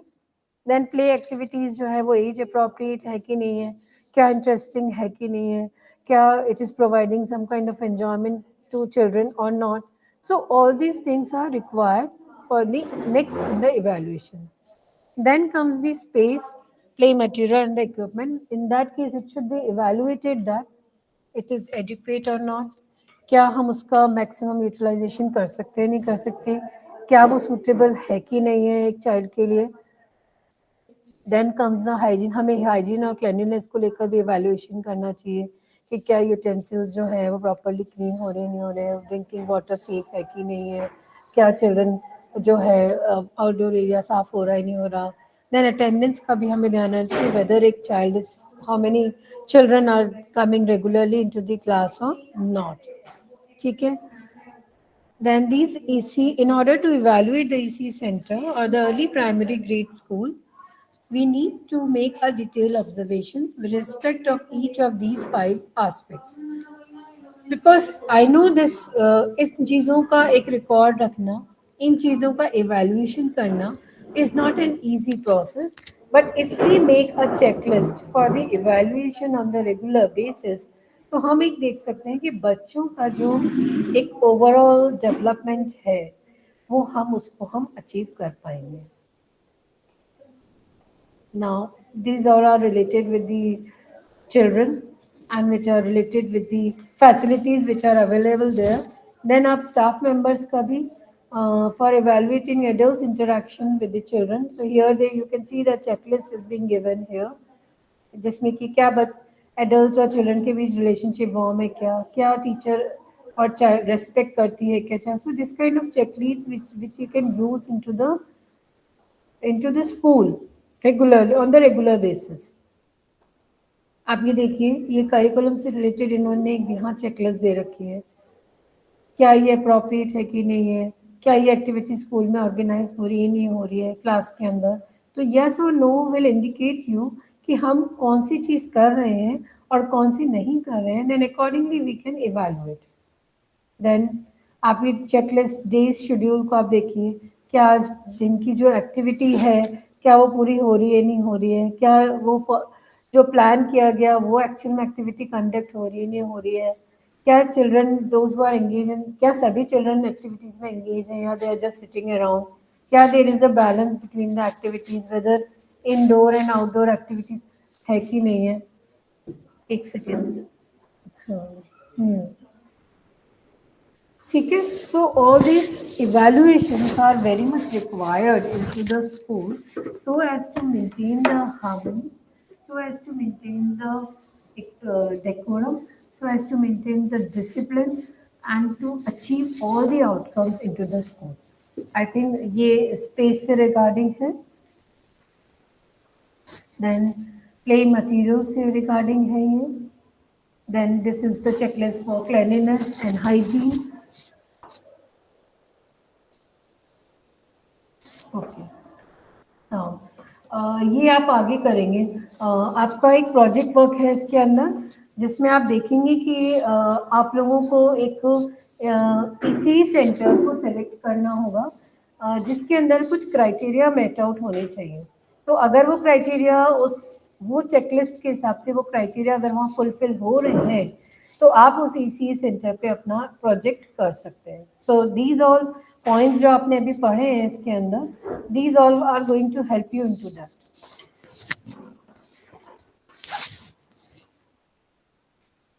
आपको इनमें से कुछ पूछना है तो आप लोग पूछ सकते हैं.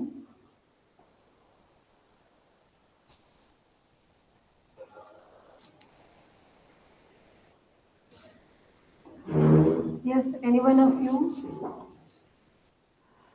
मैम, मेरी क्लास में एक बच्चा है और वो हाइपर एक्टिव है. उसे बैठाना बहुत मुश्किल होता है. तो और एक्चुअली वो उसे आता सब कुछ है लेकिन उसे करना नहीं है. तो उसे किसी भी तरह से बैठाओ तो वो भागने का ये करता है. तो इस वे में मैं उसे डिफरेंट टाइप की एक्टिविटी कराते रहती हूँ. कभी अपने और सारे बच्चों को भी देखना होता है साथ में. तो सारे बच्चों को जब देखती हूँ तो मैं उसे अपने हैंड दे देती हूँ और मैं बोलती हूँ इस पे जितने भी फिंगर्स में लाइन्स हैं उसको काउंट करो. तो नोटिस करती हूँ कि और सारे बच्चों को आता है लेकिन अभी भी उसे नहीं आता है काउंटिंग. हाइपर एक्टिव तो है लेकिन उसे थोड़ा एक्चुअली हर एक चीज करने के बाद भी उसकी एक्टिवनेस को कम नहीं कर पा रही हूँ. देखिए, हर बच्चे की एक इंडिविजुअल अलग अलग बिहेवियरल कह सकते हैं इश्यूज हैं या रिक्वायरमेंट्स हैं. तो आप ये देखने की कोशिश करें कि उसका इंटरेस्ट किस तरफ ज़्यादा है. बिकॉज जहाँ पे, क्योंकि ऐसे बच्चों के लिए क्या है, हमें हर टाइम एंगेज उन्हें रखना पड़ता है इन सब कंस्ट्रक्टिव एक्टिविटीज़, क्योंकि they have a lot of energy to spend. अब उनकी एनर्जी को मेलो डाउन कैसे करें, तो उसके लिए कुछ हम उनके लिए रिग्रेस या कंस्ट्रक्टिव इस तरह की एक्टिविटीज़ प्लान करनी पड़ती है जिसमें उनकी एनर्जी ड्रेन आउट हो. तो कुछ आप इस तरह की एक्टिविटीज़ प्लान करिए. जैसे कुछ आप एक्टिव स्पोर्ट्स एक्टिविटी प्लान कर सकते हैं या आप उन्हें कुछ ऐसी एक्टिविटीज़ प्लान कर सकते हैं ना जिसमें उनकी more energy they can drain out, you know. Because सब ऐसे चिल्ड्रन को जब तक हम थकाएंगे नहीं किसी एक्टिविटीज़ में या उनकी इंटरेस्ट रिलेटेड कोई एक्टिविटी में उन्हें इन्वॉल्व नहीं रखेंगे, so they won't be able to वो फिर कुछ ना कुछ इस तरह से करते ही रहेंगे. Yes. Okay, thank you ma'am. So you have to plan activities accordingly for such children. Yeah. Okay. Any other question? Hello. Yes. Yes ma'am, अभी आपने जो लास्ट टॉपिक बताया जिसमें आपने बताया कि ईसीसी के लिए आपको कोई भी एक चेकलिस्ट के हिसाब से अगर कोई भी सुटेबल है तो वो सिलेक्ट करके वहाँ प्रोजेक्ट बनाना है। तो मैम Yes. ये क्या, एक बार थोड़ा इसका एक्सप्लेनेशन प्रोजेक्ट का, और कौन सा स्कूल, मतलब कोई भी स्कूल हो, प्राइवेट या गवर्नमेंट? हाँ, देखिए वो तो कोई भी स्कूल आप ले सकते हैं, वो आपके प्रोजेक्ट में है, क्योंकि दो प्रोजेक्ट्स हैं आपके।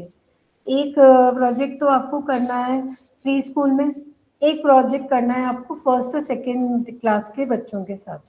तो दोनों स्कूल डिफरेंट डिफरेंट टाइप्स के होंगे, क्योंकि हमने अभी पढ़ा है कि सब में दोनों में फिजिकल एनवायरनमेंट अलग अलग होता है, इंफ्रास्ट्रक्चर अलग होता है, नीड्स अलग होती है। तो आपको जो आपकी बुक है ना, उसके अंदर ही उन्होंने गाइडलाइंस दे रखी है, उसके अंदर ही उन्होंने चेकलिस्ट दे रखी है, उसके अंदर दे रखा है कि किस तरह का आपको स्कूल अगर है, अगर उसमें 80 to 90% चीज़ें भी अवेलेबल हैं तो उनमें जाकर आपको एक्टिविटी करनी है।